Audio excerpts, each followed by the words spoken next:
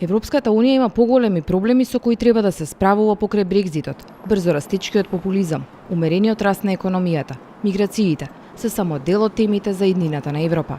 Економиите на сите земји членки на Европската унија се исправени пред предизвици.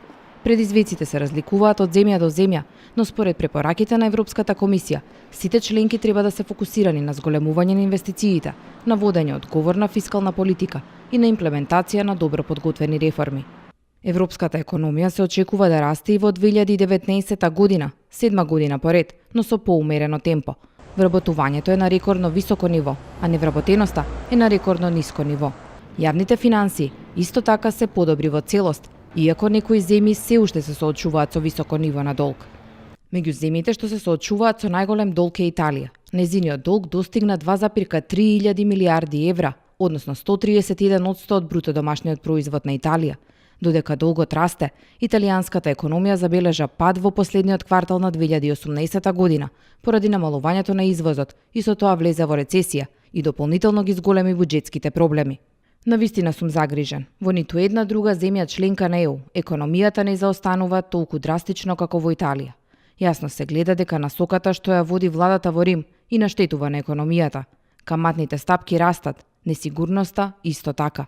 Вели подпредседателот на Европската комисија Валдис Домбровскис, кој додава дека со тоа земјата не успела да ја врати довербата на инвеститорите.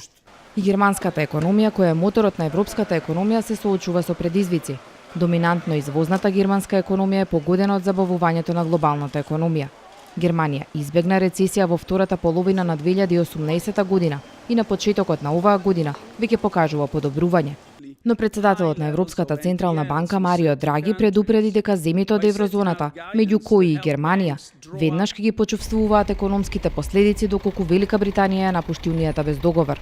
Според канцеларката Ангела Меркел пак, која беше критикувана за водењето на стегната економска политика, германската економија е безбедна и подготвена за секој сценарио. It depends very much on the further development of events. I don't want to speculate. And quite frankly, I don't know whether Mario Draghi actually specifically singled out German companies. I think we are well prepared, as is the German business community. So I don't see this as a problem for the German economy. But obviously, a disorderly Brexit or a no-deal Brexit would not be the best possible solution. I said yesterday and previously that I will try to bring this about until the very last hour. Одговорот на економските проблеми францускиот претседател Емануел Макрон го гледа во формирањето единствен буџет на еврозоната. Наместо буџет, идејата на Франција доби германска поддршка, но за формирање на буџетски инструмент на еврозоната, преку кој би се финансирале реформите и инвестициите во земјите што го применуваат еврото како валута. Иако е се уште во зародиш, идејата веќе доби негативни критики. Земјите членки, кои не можат да се справат со својот превисок долг или со пренатрупаната администрација, веќе онака имаат многу финансиски инструменти на располагање за решавање на овие предизвици, вели генералниот секретар на економскиот совет на партијата на Меркел. Средствата за кои зборува со партиецот на Меркел се од програмата за поддршка на структурни реформи, кои земјите членки ги имаат на располагање за да спроведат реформи кои ќе го зголемат економскиот раст. Но владите мора многу да внимаваат на моментот во кој се носат ваквите реформи и на тоа кои би биле последиците од нив. Најдобар пример за тоа е Франција, која е соочена со масовни и насилни протести на движењето жолти елеци, кои се директно насочени против економските политики на Макрон.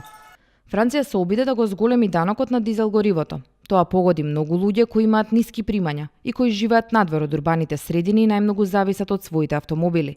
Кога повеќето од земјите успешно ги направи овие реформи за да се движат кон почиста енергија и да го отстранат дизел горивото, во исто време има и реформа на персоналниот данок на доход, за да осигурат дека луѓето со пониски примања би можеле да видат нешто што е неутрално за нив и дека нема да страдаат од тоа, вели Лоренс Бун, главен економист во Организацијата за економска соработка и развој. По повикот на Европската комисија за реформа на економските политики, сега националните економии треба да ги разгледаат забелешките на комисијата и да подготват план за реформи, кои треба да го представат до крајот на април. Врз основа на овие планови, комисијата до крајот на мај ќе издаде препораки до сите земји членки како да ги реформираат своите економии и како да ги приспособат своите јавни трошења.